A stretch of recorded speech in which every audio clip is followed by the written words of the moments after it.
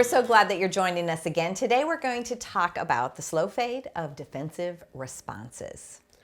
I have a habit of driving across town with Jill in the car, and I tend to not drive strategically, and sometimes will not think about where I'm going. And sometimes Jill will say, "Mark, where are you going? You should have turned there." And then I would become defensive and frustrated. And then there would be times where Jill wouldn't say anything, and I would end up in the wrong part of town, and I would say, "Why didn't you tell me? You knew that I was going the wrong direction." So really, it was a situation where Jill couldn't win no matter what she did. Yep, absolutely. Felt that way. But one of the things you've been doing lately that has so made a difference with defensive responses is you've been, number one, you're aware of it. And so I think that makes a difference. But you've been pushing information my way instead of requiring me to pull it from you.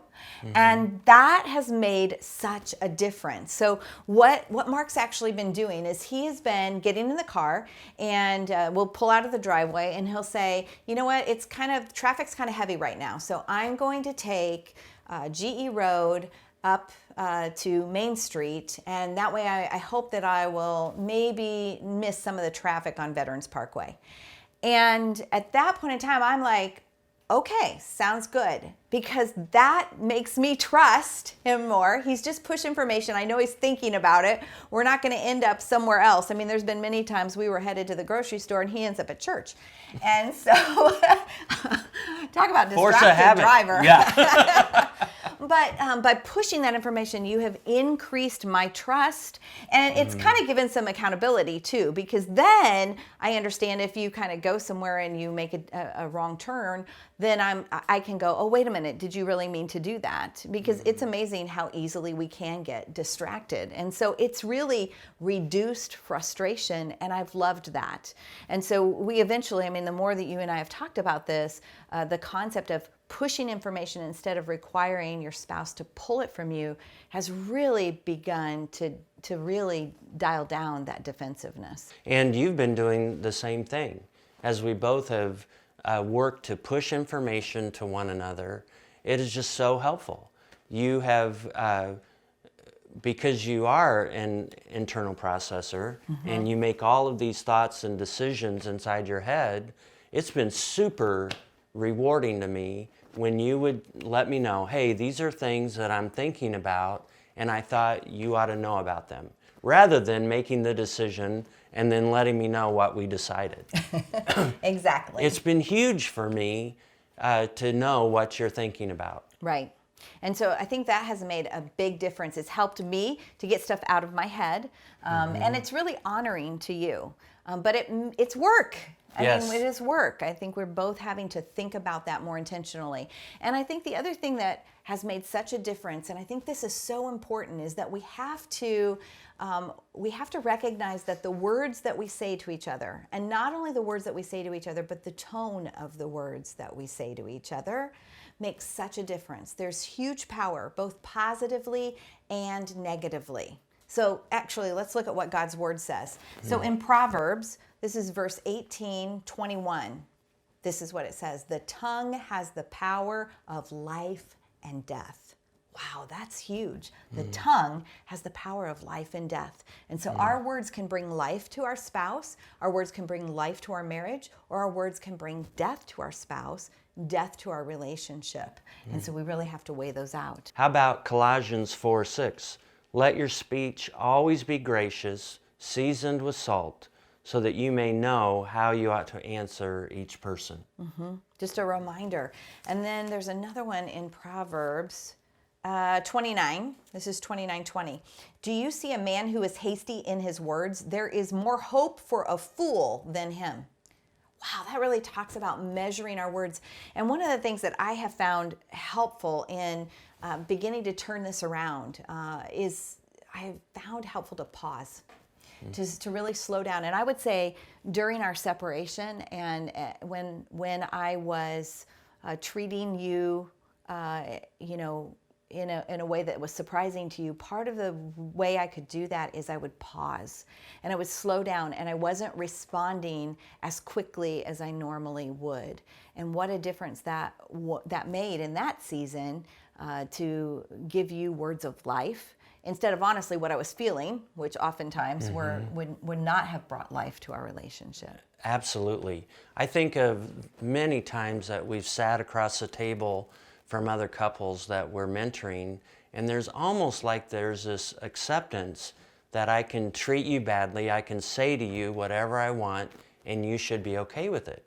But God He didn't create us that way. He created us to live differently and to speak to one another with love and with respect. And it's not that we aren't honest. We need to be honest, but Yes. we need to be respectfully honest. And that makes all the difference in the world. Jill and I both learned the powerful decision of pushing information out of our crisis. And what happens is, though, our flesh wants to resist, our selfishness wants to resist, and really, many times we're just lazy. And so by making the conscious decisions to push information, we are totally transforming the depth of our marriage. One of the communications we've pushed forward has been regarding money. That in the past, I would go out and purchase, and then Jill would be left to figure out where that came from or to question what it was, and then I would feel parented by her. So in changing to push information, I would communicate what account I took that money out of and what it was for, and so it eliminated the mistrust. And I've had to do exactly the same thing. If I spend on something that maybe we hadn't talked about, maybe he's not aware of, I have to be intentional about being upfront. I don't want him to see it when he looks at the bank statement. I want to be the one that pushes it there. And this is increasing trust in our relationship. It is hard work. When our kids were at home and Mark was at work, a lot of times I was at home in the afternoon, I would often call him and say, hey, I need you to know this is what's going on with this kid. And that was pushing information to him. So he didn't walk in the door and then end up being like, what is going on, and have to pull the information out. I was pushing it to him so he was better equipped to be able to walk in the door. And all of this is dialing down defensiveness in our relationship and in our communication. Yeah, absolutely. I think one of the ways that I've worked to push information to Jill is also my emotions. Sometimes I'm down emotionally and I don't even know why, but I'll push that information to Jill so that she doesn't misread it, that I'm frustrated with her or I'm discouraged by us. By pushing that information, I'm letting her know how to pray for me and how to partner with me. It's made a huge difference. So one of the other places that defensiveness tends to creep in is when we give each other feedback. And naturally, husbands and wives give each other feedback. Sometimes it's not said in a nice way. It's said in a frustrating way. Sometimes we try to say it in a nice way, but it's received very defensively. But there have been two pieces that have been really helpful for us in learning to give each other feedback and really learning to hear feedback well and to handle it better. The first one, when I'm giving feedback, is can I share something with you? Or can I share something with you about what happened the other night when we were out for a date? Okay, so maybe I'm letting him know. He may not realize that he said something or he did something that was hurtful or something that I just would like him to be aware of.